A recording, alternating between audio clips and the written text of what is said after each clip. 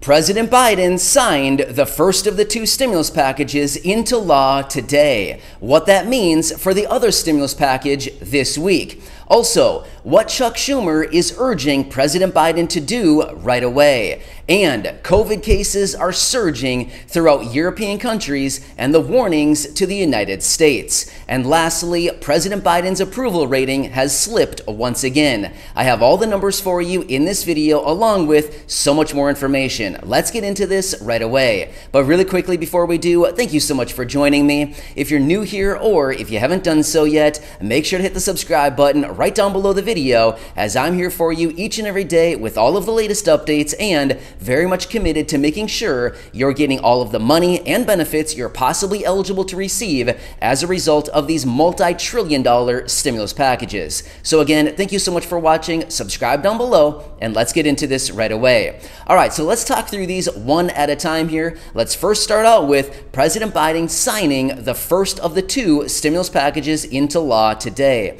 Now, I did bring you that video a few hours ago, but I want to tell you how this relates to the other stimulus package, otherwise known as the reconciliation bill, and how this is going to impact the progress of the reconciliation bill this week. So President Biden was out just a short time ago earlier today in a signing ceremony, signing into law the first of the two stimulus packages.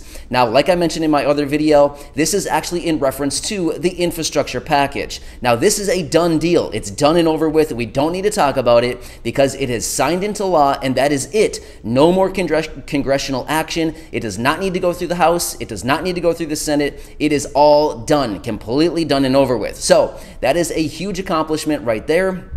And that's it. That is the final step on this thing. So how does this actually relate to the reconciliation bill that is actually still coming this week in the House of Representatives? And then it'll move on to the Senate.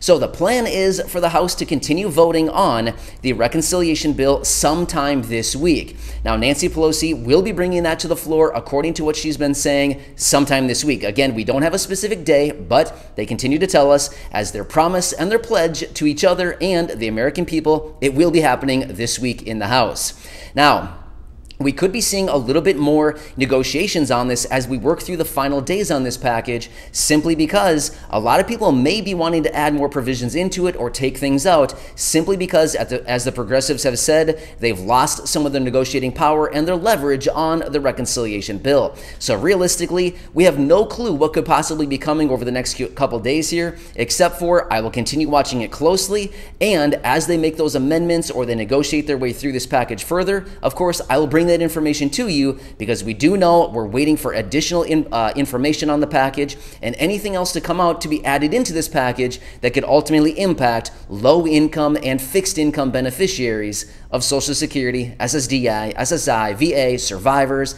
and RRB, as well as low income and no income. But ultimately, step one is done, and now we're right on to step two, and it will be coming this week as well. So good stuff right there. We are literally only days away from, the final passing of this reconciliation bill. But of course, as we get that further information, I'll bring that to you.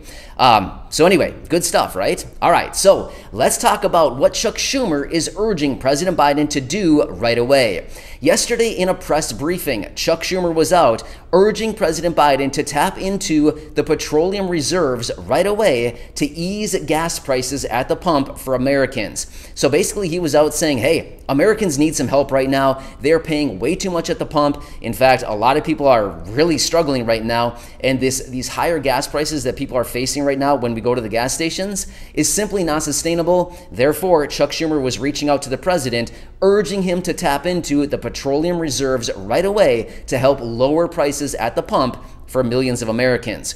What's interesting about this is, I brought to you last week, there was a group of 11 Democrats who actually reached out to the president in a letter urging him to do the exact same thing. Tap into the petroleum reserves so that we can actually lower prices at the pump. Now, here's the thing about it. If they happen to do this, which they may not, President Biden has not indicated either yes or no on this, but either way, if they do it, it doesn't really lower the price of gas all that much, maybe a few cents. It doesn't really dramatically lower the price. But if they do it, either way, even a few pennies per gallon would certainly help out a lot of people during this time, right? So that's the only thing is, at least it would help a little bit, right? At least prices would be going the right direction rather than just always up, right? So either way, I'll continue watching that as well very closely, and I'll let you know as we get further information on that. Now next, European countries are seeing some huge surges in COVID right now. Seems kind of weird, right? Seems like we were kind of over this whole thing and it was kind of done and over with. No. In fact, these are some major surges throughout European countries right now. Here's what's interesting. According to the WHO, World Health Organization, a week ago, so like a little over a week ago. So this report was actually on Friday that they released this report. So in reference to the previous week, they actually said that there were over 2 million COVID cases that were actually reported the previous week. So like a week and a half ago, 2 million COVID cases in just that week span alone throughout European countries.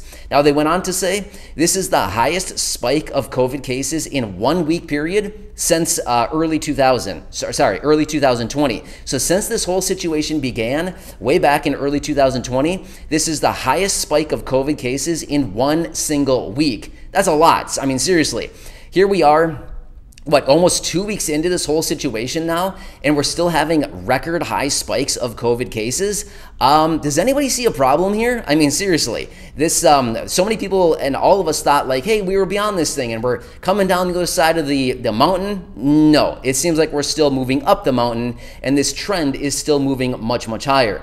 However, there's a warning to the United States basically saying, look out, as we continue to move into the cooler seasons of the year. People are more moving inside, especially with the holidays coming up like that. Everybody is moving their way inside, especially here in the Northern Hemisphere, where the colder seasons are moving upon us.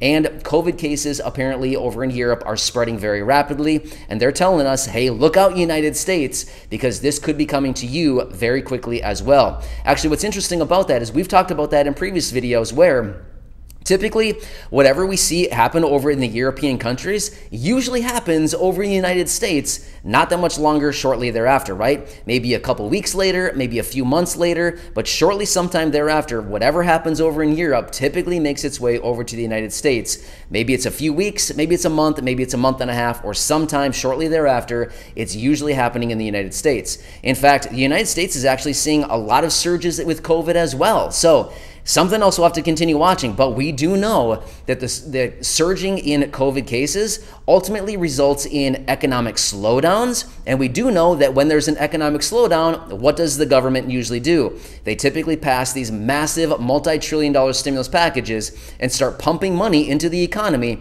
to keep it afloat, right? Well, if something like that were to happen again, now, of course, we don't want to see surges in COVID cases all across the country again, but if that just so happens to happen, we may be seeing some more massive multi-trillion-dollar stimulus packages being passed through Congress, as the president has already indicated there will be more packages. And then again, we would be hoping and crossing our fingers that they'd be adding in additional stimulus checks for all of us, timed perfectly, so that we can go out and actually spend them on the necessities like we need. And who knows, maybe we'll have a little bit left over to actually spend it on some holiday things, right? So who knows? But again, we will continue watching all of that very closely. Now, the president's approval rating has dropped once again. Now, of course, it depends on which poll you're looking at. There's a couple different polls going on out there right now, and of course, there's going to be different percentages based on the polling, but I have a couple different ones here that I want to talk through. According to a US Today poll on the president's approval rating, it is now at 41%, which is actually down from 50% in June and 44% in September. So now we're sitting at 41%. Now, when it comes to the vice president, ooh, ouch. That one is sitting at 28% for the vice president. So again, these are some pretty low numbers, right? But again, just remember, I'm not here to take sides. I'm not here to bash anybody. I'm simply here to give you the information as I find it.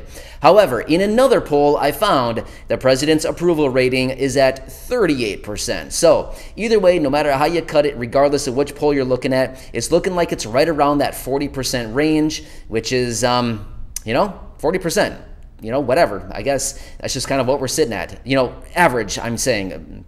41% from the US Today report, and then 38% from this other poll that I was looking at. So either way, it's, kind of right around that 38 to 41% kind of range, 40-ish, call it percent. But either way, one other thing that's kind of interesting that I've been coming across out there right now too is many people are looking at these approval ratings and saying, hey, we're only a year out from the midterm elections. Now I get it. It's a year. That's a lot of time. But a lot of people are looking at these numbers saying it takes a long, long time to remove or to reverse approval ratings. Therefore, it may take several months for all of these numbers to actually be lifted because it takes a long time to turn around something like this. So they're saying looking out a year from now into the midterm elections, Democrats could be sitting in kind of a bad situation going into the midterm elections just because of the approval ratings sitting here where they are right now.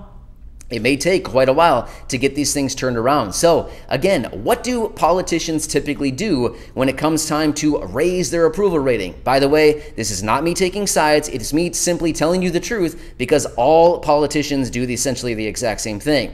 What can we do to get to the people so that they like us a little bit more, right? So you never know. I guess my idea would be give us some money, give us some stimulus checks. Give us a raise to permanent benefits like Social Security, SSDI, SSI, VA. Give the people a win. Give people a reason to give support, right? Again, I'm not here to tell you what to do. I'm not here to persuade people in any way, shape, or form at all like that. But rather, I'm just saying it would certainly be a good way to start getting us to I don't know, maybe be a little bit more happy and a little bit more in support of everything going on right now is certainly cash certainly helps out a lot. I don't know about you, but anybody that wants to hand me some money, I'm probably going to like that person a little bit more if they just walk past me and don't hand me a little bit of money, right? So my point is, kind of interesting with the approval ratings going on right now. But the main reason behind the drop in approval ratings is because of this inflation. Everybody is getting to the point now where we're starting to feel like, okay, it's getting a little bit old now, especially with the reports coming out lately saying this inflation is likely here to stay for at least another year through the end or through early-ish end of 2022. So we could be looking at these same inflation numbers continuing to increase for at least another year. And a lot of people are just saying, you know what, we're just getting sick of it. Paying more like this is not fun. We're getting sick of this. It's getting really, really old, continuing to pay higher and higher prices every time we step out of our houses. So interesting, right? But anyway, I just want to make it very clear, I'm not here to persuade, I'm not here to take sides at all in any way, shape, or form, but rather I'm just here to give you the information as I do find it. So kind of interesting. There's a lot of things going on out there right now, but either way, I'll continue watching it very closely. I'll come back to you with all those latest updates as we get them, so please enjoy your day. Make sure to go back and check out some of the other nearly 2,000 videos right here on the channel, and of course, feel free to share any of the videos with your friends, family, and social media. There's a lot going on, and this week, once again, is going to be very, very busy when it comes down to Congress, the stimulus packages, and anything else that's going on as they still want to get that passed this week. So I will keep you posted. Enjoy your day. Subscribe to the channel if you haven't done so yet so I can keep you posted. And of course, leave a comment down below if you're still watching so you can be eligible for those little stimulus checks as well as these special code words that I'm sending out $100 for each and every day. Well, not every day, but each and every week, as I do embed some of those code words in my videos, like the one that I sent out yesterday. By the way, congratulations to all those winners. So enjoy your day. I'll catch you again.